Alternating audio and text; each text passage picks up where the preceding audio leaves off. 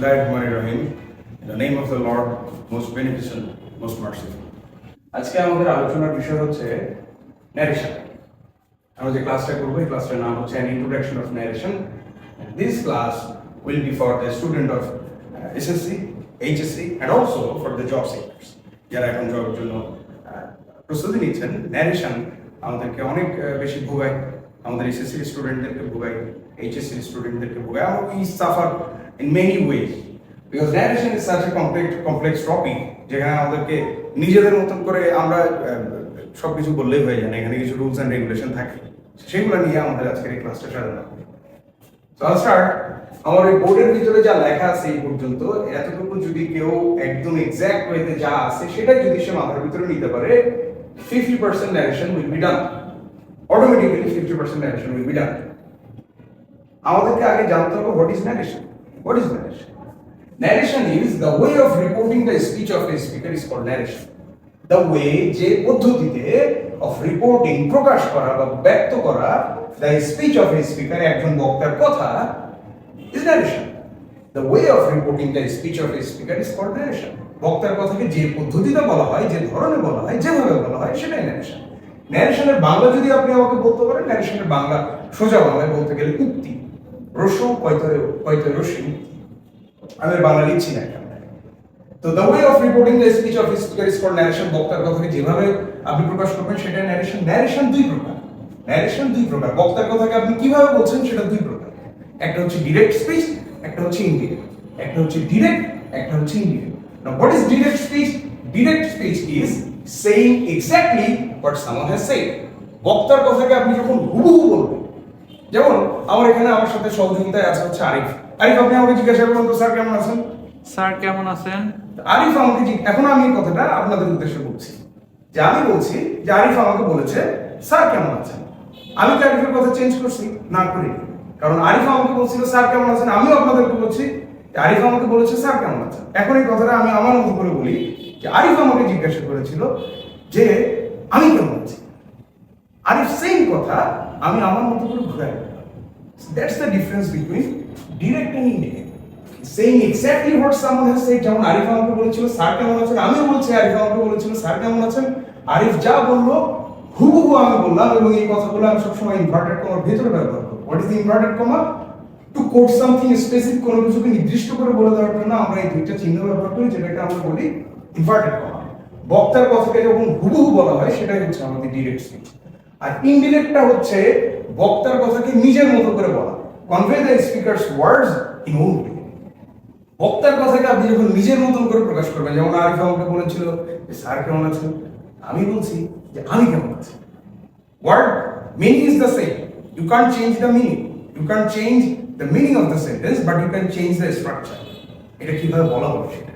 So that's the difference. আমাকে এখন বলবে একটা সেন্টেন্স দিয়ে বলবে এটা ডিরেক্ট আছে, এটা ইনডিরেক্ট, অথবা অথবা যদি আমাদেরকে একটু প্যাচে ফেলতে চায় তাহলে আমাদেরকে বলবে এটা ইনডিরেক্ট আছে, direct, which is very rare, but এটা যে আজ পর্যন্ত ইতিহাসে ঘটেনি আমরা। ইভেন এইচএসসি পরীক্ষা বোর্ড কোশ্চেন, আপনারা যারা এইচএসসি পরীক্ষা দিবেন তারা যদি অ্যানালাইসিস করেন দেখবেন বহু বোর্ড পরীক্ষায় এরকম একটা দুটো এক্সেপশন এসেছে। কিন্তু আমার কথা হচ্ছে আমি যদি 2 স্টেপ সামনে আগাতে জানি, আমি 2 স্টেপ পিছনে আগাতে পারবো। আমি যদি ডিরেক্ট থেকে ইনডিরেক্ট করতে পারি, ইনডিরেক্ট থেকে ডিরেক্ট আমি করতে পারবো, অবভিয়াসলি পারবো। এই ডিরেক্ট থেকে ইনডিরেক্ট করা বা সবকিছু করতে যাওয়ার আগে আমার এই বেসিক জিনিসগুলো is very important, because if you want to create a building first you need the foundation. প্রথমে আপনার একটা ভিত্তি, শক্ত মজবুত একটা ভিত্তি আপনার দরকার। সেটার জন্য আমি আবার এটাকে একটু রিপিট করব। What is narration? The way of reporting the speech of a speaker is called narration. There are two kinds of narration, direct and indirect. Direct is saying exactly what someone has said, বক্তার কথাকে হুবহু বলা, and indirect convey the speaker's words in own way, বক্তার কথাকে নিজের মতো করে বলা। সেই ডিরেক্ট স্পিচকে আমরা 4টা ক্যাটাগরিতে, 4টা ভাগে ভাগ করতে পারি, 4টা অংশে ভাগ করতে পারি। এখানটায় যেমন এক নাম্বার হচ্ছে reporting speech, reported speech, reporting verb, reported verb. আর what is reporting speech? Reporting speech আগে পড়ে নেই তারপরে বুঝবো, আগে পড়বো তারপরে বুঝবো। The speech outside of inverted comma. Reported speech, the speech inside of inverted comma. What is reporting verb? The verb of the reporting speech. What is reported verb? The verb of the reported speech. আচ্ছা বুঝি, এই জায়গায় একটা sentence আমি লিখছি, Arif said to me, I am busy now. Arif আমাকে বললো আমি ব্যস্ত আছি। Arif said to me, এই যেটা হচ্ছে inverted comma. What is reporting speech? The speech মানে বাক্য, যেই বাক্যটা আউটসাইড, এটা মনে রাখতে হবে, আউটসাইড অফ ইনভার্টেড কমা। তাহলে ইনভার্টেড কমা এটা, ইনভার্টেড কমার বাইরে কোনটা আছে? Arif said to me, এইটুকু কি বলছে? দ্য স্পিচ, যে বাক্যটা আউটসাইড অফ ইনভার্টেড কমা। তাহলে ইনভার্টেড কমার বাইরে যেটা আছে সেটা হবে আমাদের কি? Reporting, reporting speech. What is reported speech? The speech inside of inverted comma. এটা মনে রাখলে হয়ে যাবে, inside of inverted comma. Reporting inverted কমার ভিতরে কতটুকু আছে? আই এম বিজি নাও, এটা হচ্ছে রিপোর্টেড স্পিচ। ইনভার্টেড কমার বাইরে যেটা রিপোর্টিং স্পিচ, ইনভার্টেড কমার ভেতরে যেটা সেটা রিপোর্টেড স্পিচ। নাও কথা হচ্ছে এখানটায়, স্যার সব সময় কি আগে রিপোর্টিং স্পিচ থাকবে? না, সব সময় আগে রিপোর্টিং স্পিচ থাকবে না। অনেক সময় রিপোর্টিং স্পিচ রিপোর্টেড স্পিচের পরেও থাকতে পারে। এটা এভাবে থাকতে পারে, আই এম বিজি নাও সেই আরিফ, অথবা আরিফ সেই তুমি, এটা পরে আসতে পারে, এরপরে শুরু হতে পারে, সেন্টেন্স শুরুই হতে পারে এভাবে আই এম বিজি নাও, এইটা তারপরে চলে আসবে, রিপোর্টিং স্পিচ তারপরে চলে আসবে। সুতরাং এটা ভাবার কোনো অপশন নাই যে রিপোর্টেড স্পিচ আগে সবসময় রিপোর্টিং স্পিচ থাকবে, যেটা সেন্টেন্স নারেশন না, প্যাসিভ নারেশনে করবে। প্যাসিভ নারেশন আমাদের কিভাবে কনফিউজ করে দেবে, ওটা পরে আলাপ, পরে আমরা কোনোদিন বুঝে নিব, পরে না এই ক্লাসে বুঝে নিব। 1+ will be enough for you। আমরা আজকে পার্ট 1, পার্ট 2, পার্ট 3 এটা ক্রমান্বয়ে যারা পার্ট 1 করবেন, এইগুলো যারা করবেন ক্লাস, যারা এই ভিডিওগুলো কন্টিনিউয়াসলি শুনবেন, narration will be that's enough, narration will be এটা ফুল স্টপ দিয়ে দিবেন, আর কিছু না। ওকে, আমরা আবার ব্যাক করি আমাদের ডিরেক্ট স্পিচের যে চারটা পার্টে আমরা ভাগ করছি, চারটা ক্যাটাগরিতে আমরা ভাগ করছি, চারটা অংশ যে আমরা পাবো সেটা হচ্ছে রিপোর্টিং স্পিচ, রিপোর্টেড স্পিচ। আমরা যেটা আগে পড়ে নিলাম, রিপোর্টিং স্পিচ কি? The speech outside of inverted comma, হোক সামনে বা পরে। What is reported speech? The speech inside of inverted comma. Now reporting verb, reported verb, এটা বোঝার জন্য আবার এখানটায় obviously reporting, reporting, reported, reported, reporting মানে বাইরে ইনভার্টেড কমা, রিপোর্টেড মানে ভেতরে। এই যদি বোঝা যায় তাহলে এটা সিম্পলি বোঝা যাবে রিপোর্টিং ভার্ব কি? The verb of the reporting speech, reported verb কি? The verb of the reported speech. খেয়াল করে দেখা যায় রিপোর্টিং স্পিচ এটা, এর মধ্যে ভার্ব কোনটা? সেম, তাহলে এটা হবে কি আমাদের? আরভি। আরভি মানেই যখনই আমি বলবো আরভি মানে আমাদেরকে বুঝে নিতে হবে I am talking about reporting verb. আর রিপোর্টেড স্পিচ কি? The speech of the reported speech. এটা যদি রিপোর্টেড স্পিচ হয় তাহলে am obviously am will be a reported verb। এটা যদি ক্লিয়ার হয়ে যায় enough, আর কিছু লাগবে না, 50% narration will be done। দেন আমাদেরকে আগাইতে হবে আস্তে আস্তে ছোট ছোট করে। আমাদের 5টা স্টেপ থাকবে, এর আগে যতগুলো লেখা আমাদের বোর্ডে ছিল আপনারা কি করতে পারেন, সেটাকে যেটা করবেন সেটা হচ্ছে আপনারা স্ক্রিনশট নিয়ে নেবেন। আমি দেখবেন অনেক সময় হাঁটাহাঁটি করতে করতে বোর্ডের বাইরে চলে গেছি, ওই সময় ছোট করে স্ক্রিনশট মেরে জুম করে করে যা আছে হুবহু এই দুটো যা লিখে দিচ্ছি খাতায় করে নেবেন, অথবা স্ক্রিনশট মেরে রাখবেন। আর যদি পসিবল হয় গিভ আ পিডিএফ, আমি এর সাথে একটা পিডিএফ অ্যাড করে দেব। পরবর্তীতে পিডিএফ এর আশা করে থাকার দরকার নেই, জাস্ট এটাকে ছবি তুলে রাখবেন, ছবি তুলে খাতার মধ্যে লিখে রাখবেন। যা বলে দিচ্ছি হুবহু যারা এসএসসি এইচএসসি হুবহু একেবারে ঝাড়া মুখস্থ মানে মুখস্থ, মাথার ভিতরে থাকা লাগবে, আদারওয়াইজ কিছু হবে না। মাথার ভিতরে থাকা লাগবে, আদারওয়াইজ কিছু হবে না। যদি পুরোপুরি ন্যারেশন করা লাগে, there is no shortcut, there is no shortcut, shortcut কোনো ফালতু জিনিস। যা শিখতে হবে ডিটেলসে শিখবো, এটাই হবে আমাদের ইজি। এটা তো easy, very easy, I will make it easy for you. আপনি ওগুলো মাথায় রাখেন, বাকি সমস্ত কিছু হয়ে যাবে। আমাদের প্রথমে ন্যারেশন কি, direct speech, indirect, reporting speech, reported speech, reporting verb, reported verb সবকিছু জানার পরে আমাদেরকে যেটা জানতে হবে this is what we are talking about. এইটা হচ্ছে ন্যারেশনের মেইন জিনিস, ডিরেক্ট থেকে ইনডিরেক্ট করা।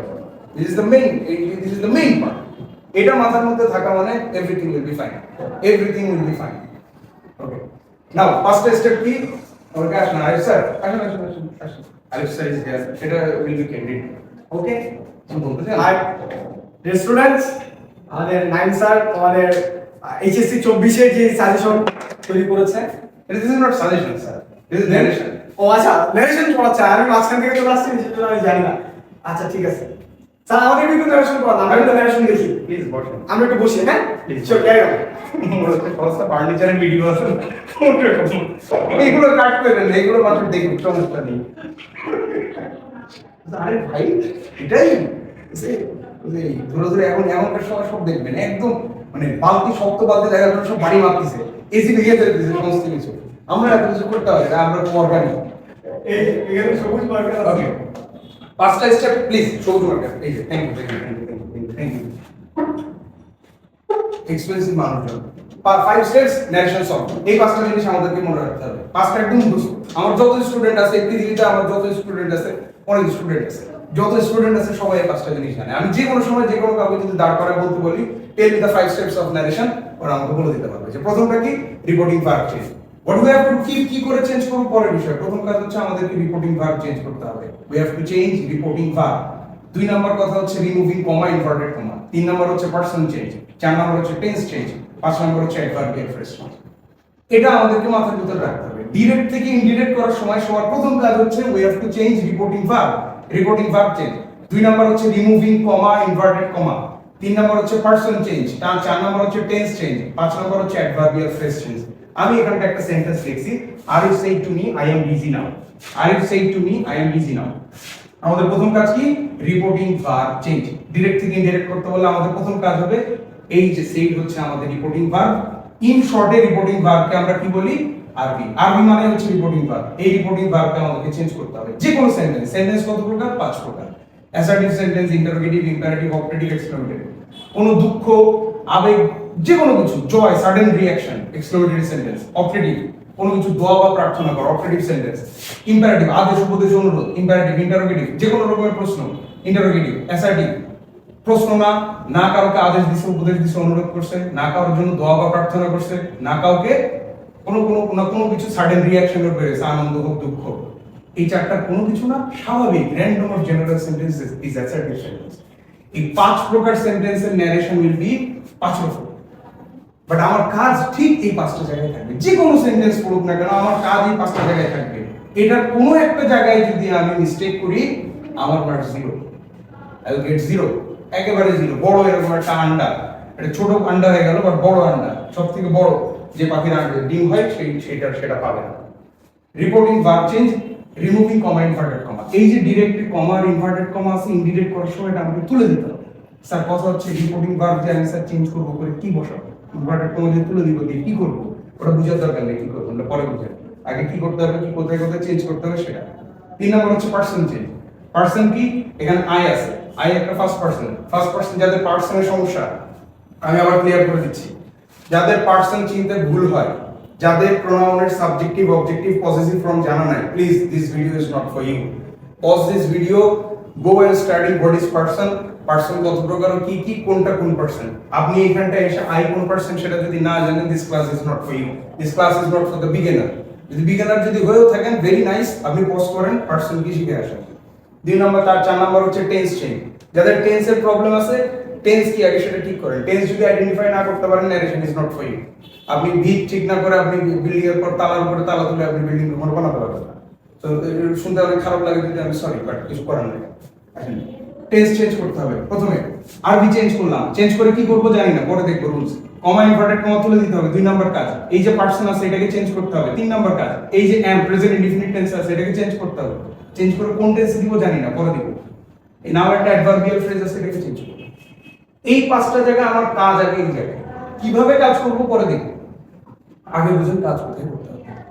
এটা যদি বুঝতে পারেন, এই 5টা যদি মুখস্থ থাকেন, সংক্ষেপে R V change, removing comma, inverted comma, person change, tense change, adverbial phrase change. R V change, removing comma, inverted comma, person change, tense change, adverbial phrase change. মুখস্থ করবেন এটা। এটা মাথার মধ্যে থাকলে ন্যারেশন উইল বি ইজি। এটা মাথার মধ্যে রাখেন, এই 5 প্রকার সেন্টেন্সের ন্যারেশন, এই 5টা জায়গায় কাজ থাকবে। আমরা জাস্ট দেখবো কোথায় কিভাবে কাজ হবে। চলেন একটা ডেমো দেখি। সাপোজ আমরা assertive sentence, I am busy নাও, কোনো প্রশ্ন করেনি, কোনো রিঅ্যাকশন, সাডেন রিঅ্যাকশন না, কোনো আদেশ, উপদেশ, অনুরোধ না, কোনো কিছুই না। এটা একটা পিওর, একটা সাধারণ একটা সেন্টেন্স। এটা হচ্ছে অ্যাসার্টিভ সেন্টেন্স। এই অ্যাসার্টিভ সেন্টেন্সে suppose I know this rules, কোথায় কিভাবে হবে, কোথায় কোথায় চেঞ্জ হচ্ছে একটু দেখেন। প্রথম হচ্ছে আরবি চেঞ্জ। আরিফে আমার কোনো কাজ নাই, প্রথম কাজ হচ্ছে আরবিতে। আমি এটাকে টোল্ড করে দিলাম, suppose I know the rules, that's why আমি এটাকে করতেছি, আপনি জানেন না। আরবি চেঞ্জ করে টোল্ড করে দিলাম। 1 নাম্বার, টু টোল্ড মি, কমা, ইনভার্টেড কমা তুলে আমি এখানটায় দ্যাট দিলাম, এটা 2 নাম্বার চেঞ্জ করলাম। 3 নাম্বার হচ্ছে পার্সন, ফার্স্ট পার্সন, আমি এখানটায় আরেক ছেলে মানুষ হি লিখলাম, এটা আমি 3 নাম্বার করলাম। এম হয়ে গেল অজ, এটা 4 নাম্বার কাজ করলাম। বিজি, বিজি বসে গেল, নাও হয়ে গেল, দেখা যাবে না, দেন অ্যাডভার্বিয়াল ফ্রেজ। দেখেন সেট চেঞ্জ হয়ে রোল হয়েছে 1 নাম্বার, আরবি চেঞ্জ করছি 2 নাম্বার, রিমুভিং কমা ইনভার্টেড কমা, অ্যাসার্টিভ সেন্টেন্সে কমা ইনভার্টেড কমা বলে দ্যাট বসাইছি 3 নাম্বার, পারসন চেঞ্জ করছি আই হয়ে গেছে হি, তারপরে এম প্রেজেন্ট ইনডিফিনিট টেন্স হয়ে গেছে পাস্ট ইনডিফিনিট টেন্স অস, নাও অ্যাডভার্বিয়াল ফ্রেজ চেঞ্জ হয়ে গেছে দেন। এটার কোন এক জায়গায় দেন করে নিয়ে আমি নাও রাখছি, ওই যে ডিম, ইজ রাখছি ডিম, বাকি সব ঠিক রাখছি স্যার, খালি আমি এই জায়গাটা আমি একটু ভুল করছি স্যার, আমি এই জায়গাটা আই রেখে দিয়েছি ডিম, স্যার আমি দ্যাট বসাতে ভুলে গেছি স্যার ডিম।